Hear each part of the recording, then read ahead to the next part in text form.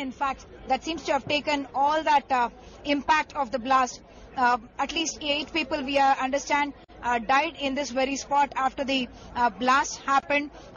Behind that is also the bicycle, in fact, on which we believe that the explosive material was in fact planted. Those are the teams of investigators that have landed at this place. There was a local team of the NIA. There is also the Octopus and commandos and the commandos of the NSG, who all multiple teams trying to be at work here, trying to assess what really caused such a powerful blast and where it was planted, how far did the impact go. That's the reason why there were measuring tapes being brought out to try and measure the impact of what happened. Those are the mangled vehicles that we can see that also took the impact of the blast itself. This is in fact right next to hotels and eateries, and that's the reason why there was a suspicion that possibly there were cylinders in fact which blasted. That was the initial doubt, but subsequently it became obvious that it was in fact explosive material that was planted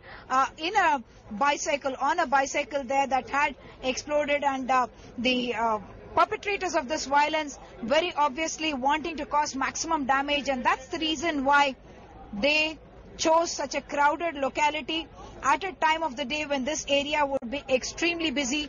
They wanted to cause maximum damage. But the big question that's being asked right now is, was this area of Hyderabad always a target? It seems there may be evidence pointing towards the fact that the Indian Mujahideen could possibly be one of the terror groups which might have had its hand in it. There are details which are coming out now about certain police interrogations which led to information about recce's which took place, reconnaissance missions by the Indian Mujahideen. Let's give you more detail about what this Delhi police report says. It says that an Indian Mujahideen operative, Maqbool, told the Delhi police during interrogation last year that he had carried out a recce of DILSHUK Nagar, where the blasts have taken place on Thursday. He also said he did this under instructions from Riaz Bhatkal, a senior Indian Mujahideen operative. This information was in the Delhi police's interrogation report, which was put together in 2012.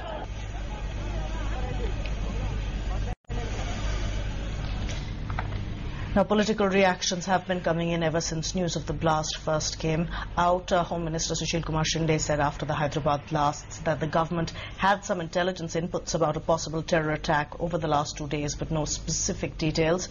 The Home Minister will be visiting the blast site on Friday, and he said that intelligence had been shared with chief ministers of other states. Meanwhile, from the opposition, there came a unanimous voice: the fight against terror has to be done together. 2 दिन से हमारे पास information आती रही है। आज भी सुबह हमने जब हमारे अधिकारियों से बात की